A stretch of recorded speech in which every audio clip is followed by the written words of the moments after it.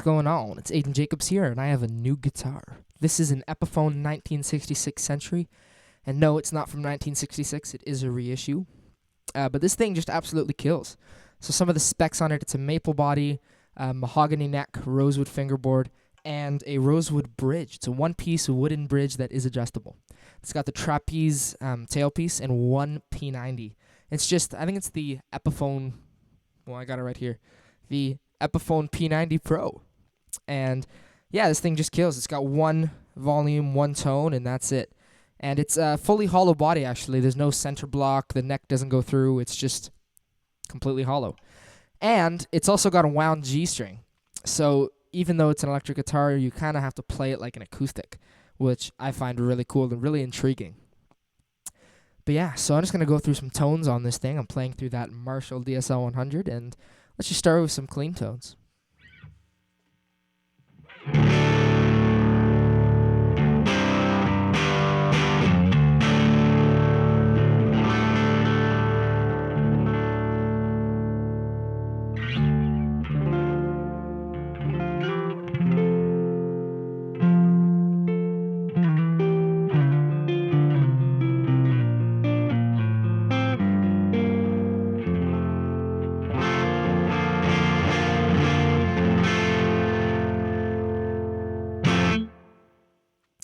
So right there, you hear how fat sounding it is, and how, well, it's got this really cool growl in the high end, which is really cool because of the P90.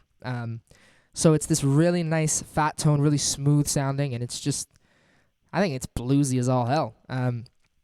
But yeah, and the thing I find about this guitar is the heavier the strings, the better. And so I got this guitar with 12s on it, and I loved it. And then I thought they were a bit too heavy, so I switched down to 11s with the wound G as well, and it was just, you couldn't beat the shit out of it, and I didn't like it. So switched back to 12s, which are the can't even speak, which are the D'Addario 11 to 52, I believe, with the wound G.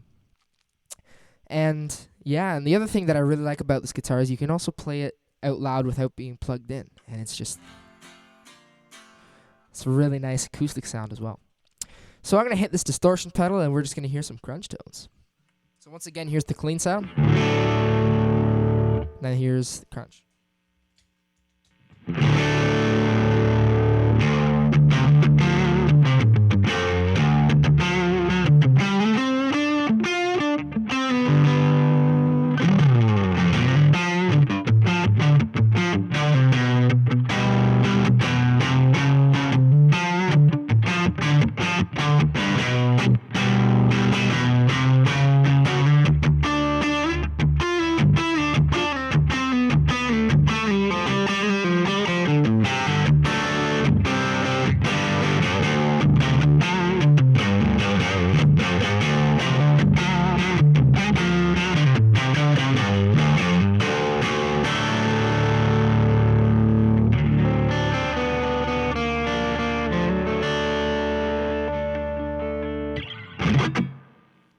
So just really nice bluesy tones, nice and fat sounding. And yeah, let's switch it over to the lead channel for some nice saturated gain.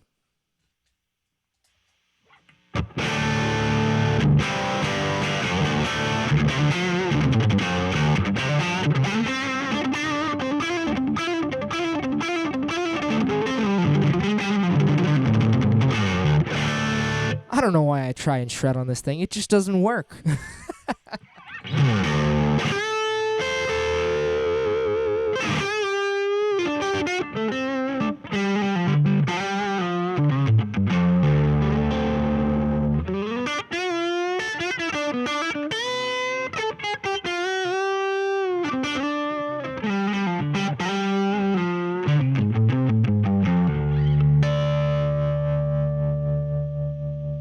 You can hear the almost instant feedback when you hit that low E string.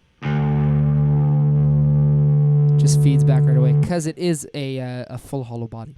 So let's play with some effects, because that's a pretty dry signal, just a little bit of reverb. So I'm going to hit like a phaser, maybe a fuzz, and maybe just some more distortion, maybe some delay. But I'm going to start off with a phaser.